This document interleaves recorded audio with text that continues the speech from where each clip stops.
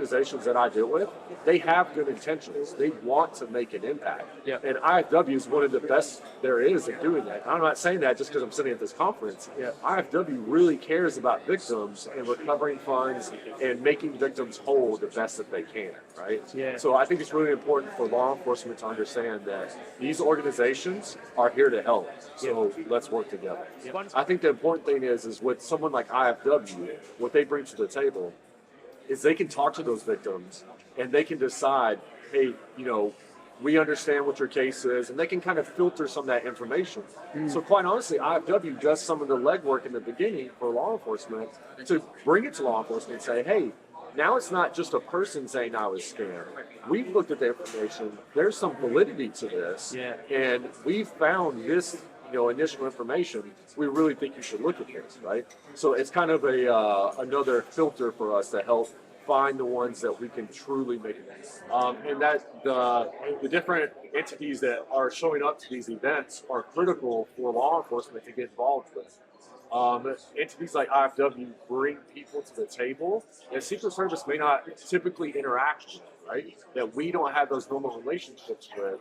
So it allows us to meet and greet other people from different industries. So we can kind of broaden our messaging for what we're seeing, what we're dealing with, and it allows us to interact with personnel on information sharing within the legal bounds, of course, of the U.S. legal system. I have. So IFW is a great example of it. Is they have partners across the world that can help provide information. That sometimes as law enforcement, we're controlled by the regulations and the policies that we have to follow as a law enforcement official to make sure that we're not violating people's privacy and rights and things like that. Well, sometimes the regulations that apply to me as a law enforcement officer, they don't apply on the same public side, right? Sometimes individuals can share information on the public side, but they can't share easily with law enforcement, right? And so sometimes it's connecting those dots and saying, hey, you told me about, person A, well, I only knew about person B and C, so now all three of those people are connected together, right? So the information sharing is the most crucial part that we can do together to kind of, combat these financial crimes that we're doing.